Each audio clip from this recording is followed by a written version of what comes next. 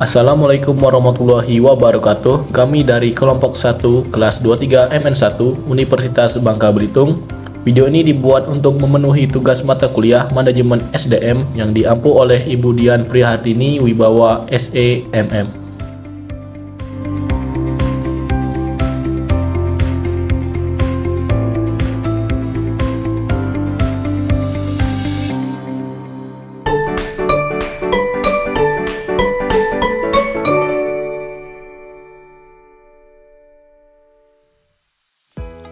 Saya selaku moderator akan memandu jalannya presentasi. Kelompok kami terdiri dari 4 anggota, yaitu yang pertama Arif Rahman dengan NIM 30223111040, kemudian Asmarani dengan NIM 30223111104, Farel Ramadan dengan NIM 30223111109, dan yang terakhir Diah Eka Anggraini dengan NIM 30223111046. Materi yang akan kami bawakan adalah perencanaan karir. Berikut merupakan sub pembahasannya.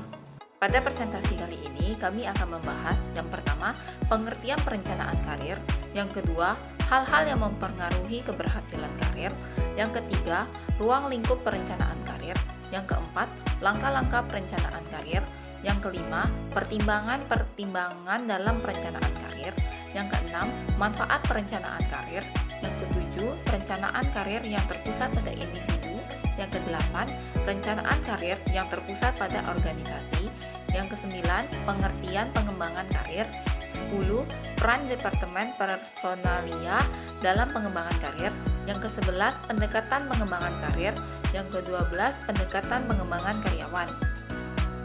Yang pertama, pengertian perencanaan karir. Perencanaan karir merupakan proses temporal di mana seseorang memilih tujuan karir atau posisi masa depan dan jalur karir atau rangkaian pola pekerjaan yang membentuk karir. Karir bukan sekedar takdir, tetapi bagian dari rencana yang matang. Karir memerlukan persiapan seperti pengalaman, pelatihan, memperkerjakan supervisor, dan karyawan harus selalu siap menghadapi berbagai peluang karir. Hal-hal yang mempengaruhi keberhasilan karir. Keberhasilan karir dipengaruhi oleh berbagai faktor. Berikut adalah beberapa hal utama yang mempengaruhi keberhasilan karir.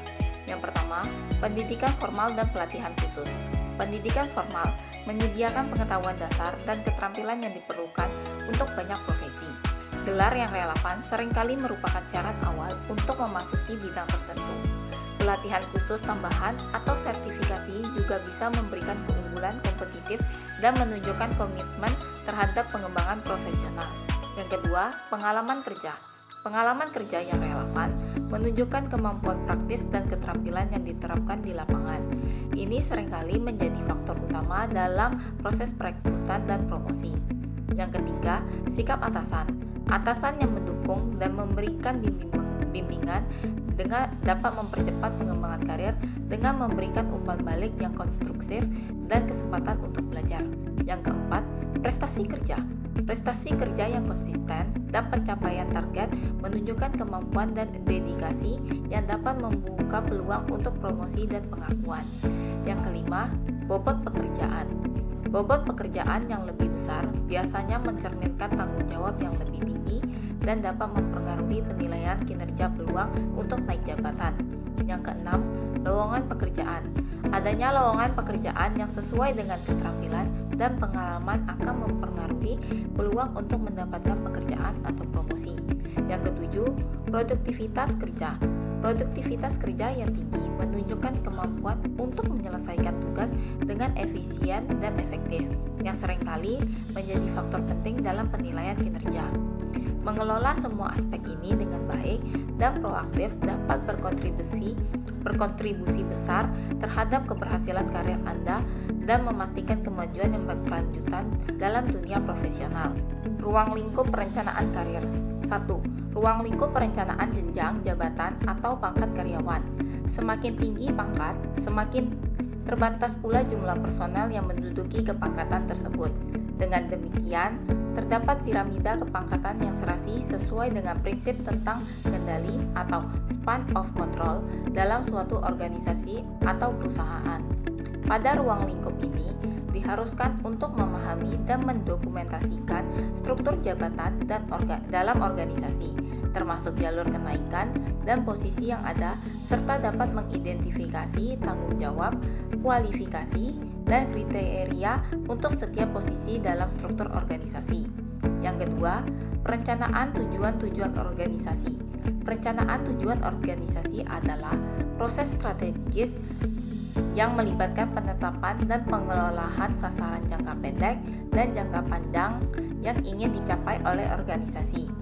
Adapun adanya tujuan organisasi dapat menentukan satu, besar kecilnya misi organisasi, 2, berat ringannya tugas pekerjaan, 3, spesifikasi pekerjaan yang perlu dirumuskan, 4, jenis kelompok pekerjaan yang perlu disusun, 5. Kuantitas dan kualitas personel yang diperlukan. Jenjang karir seseorang akan menunjukkan kepentingan dan atau tujuan-tujuan organisasi yang telah disiapkan. Langkah-langkah perencanaan karir. Beberapa langkah-langkah untuk merencanakan karir yaitu 1. Penilaian diri sendiri. Melakukan evaluasi terhadap keterampilan, pengetahuan, dan keahlian yang dimiliki untuk menyesuaikan dengan bidang karir yang ingin dicapai. 2. Penetapan tujuan akhir. Buatlah tujuan yang spesifik, terukur, dapat dicapai, relevan, dan berbatas waktu. 3. Persiapan rencana. Kumpulkan informasi tentang industri, posisi, dan peluang karir yang relevan. Kemudian identifikasi pendidikan, pelatihan, atau pengalaman yang diperlukan untuk mencapai tujuan karir. Keempat, pelaksanaan rencana. Lakukan langkah-langkah yang telah direncanakan, seperti mengikuti kursus, mencari mentor, atau mendapatkan pengalaman kerja. Pertimbangan-pertimbangan perencanaan karir. Beberapa pertimbangan utama dalam perencanaan karir. Pertama, minat dan bakat. Pertimbangkan minat dan bakat, karena bekerja di bidang yang sesuai dengan minat akan meningkatkan kepuasan kerja dan komitmen jangka panjang. 2. Nilai-nilai pribadi. Nilai-nilai seperti keseimbangan kerja dan kehidupan, etika, dan kontribusi sosial dapat mempengaruhi pilihan karir. 3. Peluang pasar kerja. Pertimbangkan tren pasar kerja dan permintaan untuk profesi tertentu. Pilihlah karir yang populer atau sedang berkembang, mungkin menawarkan lebih banyak peluang kerja dan pengembangan karir. Yang keempat, keterampilan dan kompetensi. Evaluasi keterampilan dan kompetensi yang dimiliki serta yang dibutuhkan untuk karir yang diinginkan. Ini termasuk keterampilan teknis, manajerial, dan interpersonal. Manfaat perencanaan karir. Pertama, mengidentifikasi tujuan karir. Perencanaan karir membantu individu mengidentifikasi tujuan karir yang jelas dan spesifik. Tujuan ini dapat membantu individu fokus pada langkah-langkah yang perlu diambil untuk mencapai tujuan tersebut. Yang kedua, mengembangkan keterampilan. Perencanaan karir membantu individu mengembangkan keterampilan yang diperlukan untuk mencapai tujuan karir. Individu dapat memilih kursus pengembangan diri dan keterampilan untuk meningkatkan kemampuan mereka. Yang ketiga, meningkatkan motivasi. Perencanaan karir yang menantang dan realistis dapat meningkatkan motivasi individu. Tujuan yang menantang dapat membuat individu lebih termotivasi untuk mencapai tujuan tersebut. Perencanaan karir yang terpusat pada individu. Proses di mana individu secara aktif terlibat dalam merancang jalur karir mereka sendiri dengan fokus yang pertama minat dan nilai. Mengidentifikasi bidang atau industri mana yang paling menarik dari menentukan apa yang memotivasi bagi mereka dalam pekerjaan. Yang kedua, kekuatan dan kelemahan pribadi. Individu perlu melakukan refleksi diri yang mendalam untuk memahami keterampilan, kemampuan, dan area yang perlu dikembangkan oleh pribadi sendiri. Yang terakhir, tujuan karir. Menetapkan tujuan jangka pendek dan jangka panjang yang sesuai dengan aspirasi pribadi. Perencanaan karir yang terpusat pada organisasi. Perencanaan karir yang terpusat pada organisasi adalah pendekatan di mana organisasi memainkan peran aktif dalam merancang dan mengelola jalur karir karyawan dengan tujuan mendukung strategi dan kebutuhan organisasi. Organisasi merancang program dan kebijakan yang mengarahkan pengembangan karir karyawan dengan tujuan program pengembangan karyawan, peningkatan potensi dan royalitas karyawan. Pengembangan karir atau career development adalah serangkaian langkah atau tahapan yang diambil seseorang dalam karir profesionalnya untuk mencapai tujuan yang diinginkan. Dalam hal ini, pengembangan karir biasa dikenal juga sebagai career path. Contohnya seperti naik jabatan dari posisi entry level ke posisi manajerial, atau dapat mencakup perpindahan horizontal antar departemen atau fungsi yang berbeda untuk mendapatkan pengalaman yang lebih luas. Peran Departemen Personalia dalam pengembangan karir. Departemen Personalia memiliki peran penting dalam pengembangan karir karyawan, terutama dalam meningkatkan kemampuan, keahlian, dan keterampilan karyawan. Beberapa peran utama adalah Departemen Personalia dalam pengembangan karir. Yang pertama, mengadakan program pelatihan dan pengembangan. Departemen Personalia sering mengadakan program-program pelatihan dan pengembangan bagi para karyawan untuk meningkatkan kompetensi dan keterampilan mereka. Yang kedua, memberikan dukungan manajemen. Departemen Personalia membutuhkan dukungan manajemen untuk mengarahkan pengembangan karir yang menguntungkan organisasi dan karyawan. Dukungan manajemen sangat krusial untuk mendapatkan hasil yang optimal dalam pengembangan karir.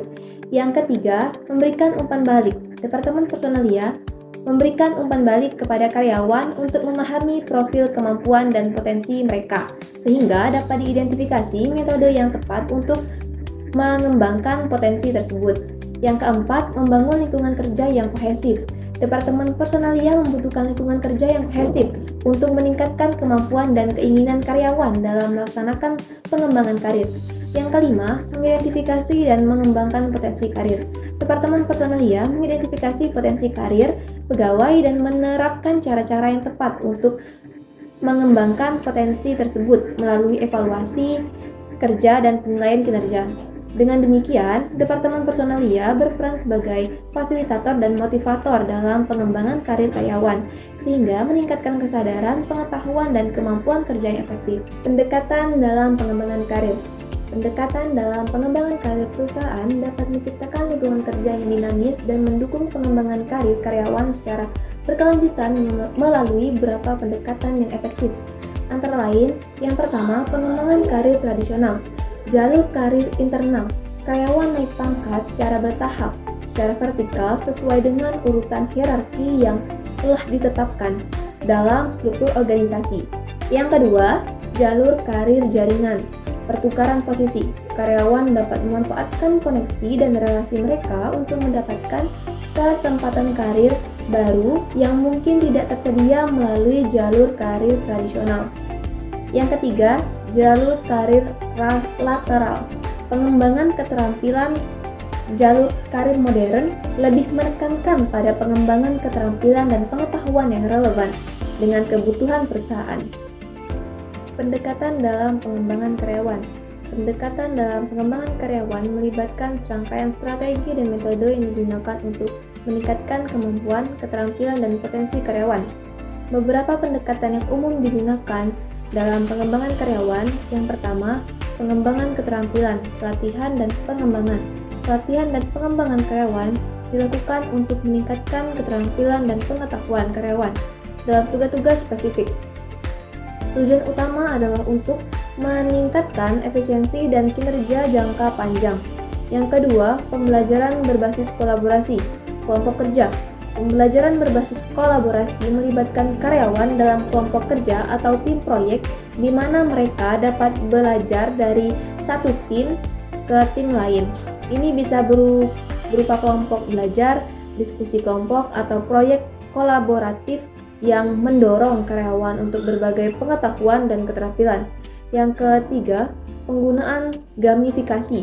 Gamifikasi adalah penerapan elemen pemain dalam konteks non-permainan untuk membuat proses pembelajaran dan pengembangan lebih menarik. Dengan menggunakan poin, lencana, dan papan peringkat, perusahaan dapat mendorong karyawan untuk terlihat aktif dalam program pelatihan dan pengembangan. Yang keempat, pengembangan karir personalisasi, penilaian individual. Setiap karyawan memiliki aspirasi dan kebutuhan pengembangan yang unik. Pendekatan personalisasi melibatkan penilaian individual untuk memahami kebutuhan dan tujuan karir mereka masing-masing karyawan. Dengan menggunakan data analitik dan penilaian berbasis kompetensi, perusahaan dapat memancing jalur karir yang disesuaikan dan menawarkan program-program pelatihan yang relevan. Kesimpulan dari materi perencanaan karir adalah Pada perencanaan karir yang berpusat pada individu, menekankan pentingnya penetapan tujuan dan jalur karir pribadi. Beberapa faktor yang mempengaruhi kesuksesan karir antara lain pendidikan, prestasi kerja, pengalaman kerja, peluang kerja, dan sikap supervisor. Selain itu, perencanaan karir yang berpusat pada organisasi yang melibatkan penyelarasan tujuan individu dengan tujuan organisasi dan pengembangan strategi untuk pertumbuhan karir dalam suatu organisasi. Langkah-langkah kunci dalam proses perencanaan karir meliputi persiapan, penilaian diri, dan penetapan tujuan akhir. Cukup sekian presentasi dari kelompok 1. Kami ucapkan terima kasih yang telah menonton video kami. Saya pada Ramadan mewakili anggota lainnya mengakhiri dengan wassalamualaikum warahmatullahi wabarakatuh.